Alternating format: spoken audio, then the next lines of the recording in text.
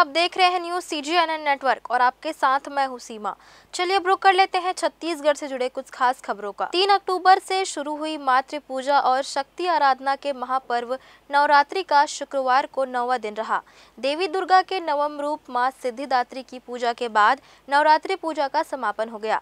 तिथि की दृष्टि से इस दिन अष्टमी और नवमी तिथि का संयोग बेहद खास माना गया। ग्रंथों में इस मौके पर संधि पूजा का विधान मिलता है। शास्त्रों में संधि पूजा के दौरान 108 दिए जलाने का भी वर्णन है। ये दिए देवी माँ के समक्ष जलाए जाते हैं। मान्यता है कि ये बुराई पर अच्छाई का और अज्ञान रूपी अंधकार पर ज्ञान रूपी प्रकाश की जीत का प्रतीक है। मान्यता है कि ब्रह्मांड की सबसे अच्छी और सबसे मजबूत ऊर्जा संधि इसी काल में होती है।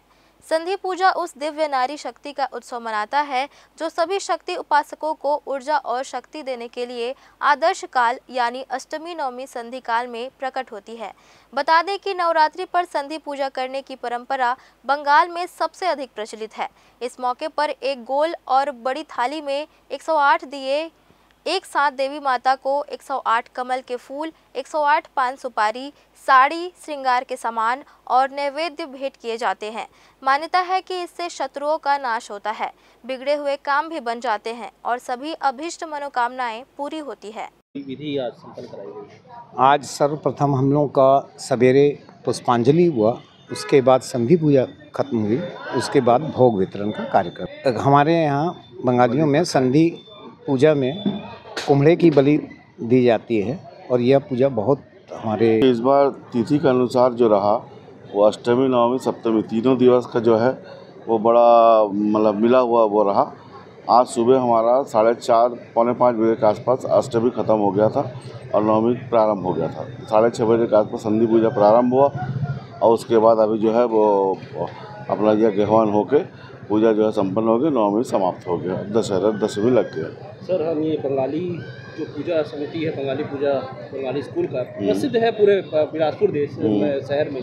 किस तरह का यहाँ इतिहास रहा है, कब से यहाँ बैठना शुरू हुआ था और कैसे लोग ये प्रसिद्ध? देखिए, इतिहास तो बंगाली समिति का जो है बड़ा गौरवशाली इतिहास रहा है।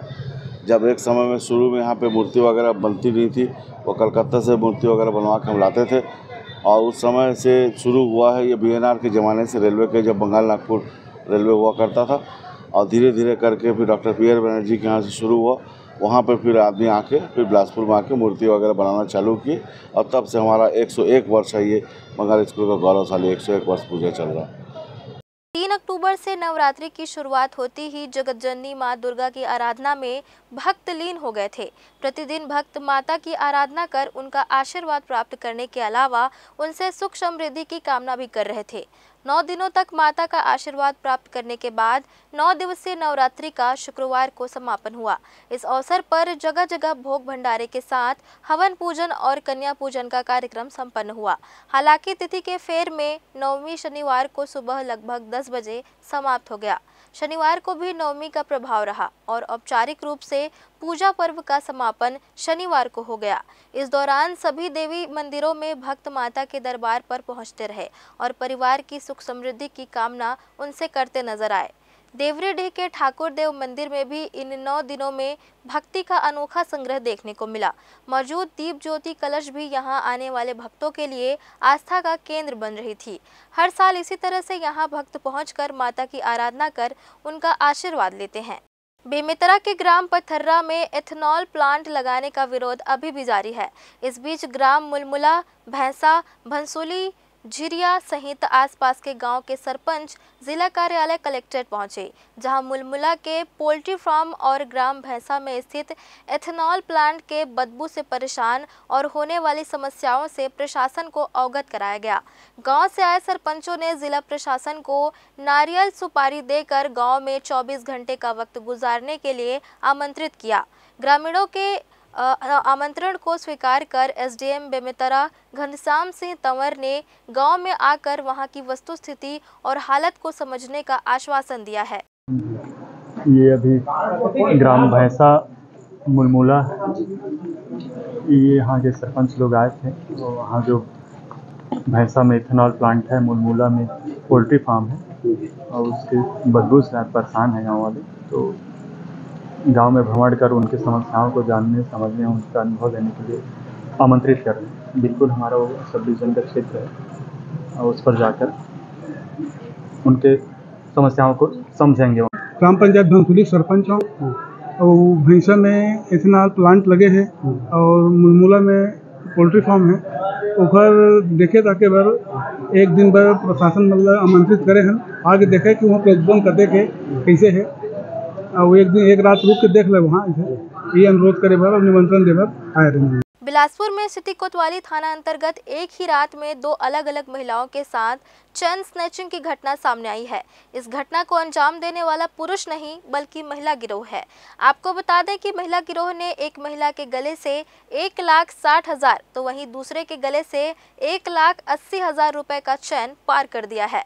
शहर में आज भी दीगर राज्यों की महिला गिरोह सक्रिय हैं, जो पलक झपकते ही उठाईगिरी जैसे वारदातों को अंजाम देने से नहीं कतरा रही हैं।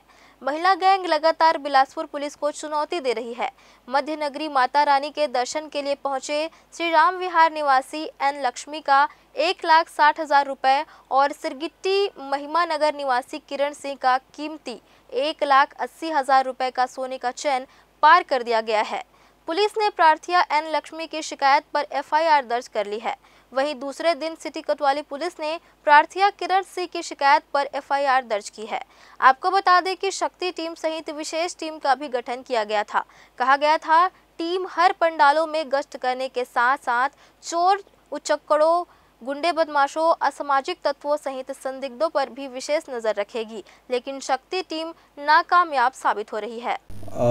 त्यौहार के समय शहर में मार्केट में भीड़ भाड़ के दौरान जो है 2 महिलाओं के द्वारा कोतवाली क्षेत्र में शिकायत की गई कि उनके चैन चोरी हुए हैं, जिस पर पुलिस ने जो है तत्काल अपराध दर्ज किया है और क्राइम की टीम भी लगी हुई है और इसमें बाहरी संदिग्ध महिलाओं के हाथ होने का अंदेशा है। उनसे जो है कुछ लोगों को हिरासत में लेकर पूछताछ भी किया जा रहा है और इसमें जो है आगे कार्रवाई कर रहे हैं।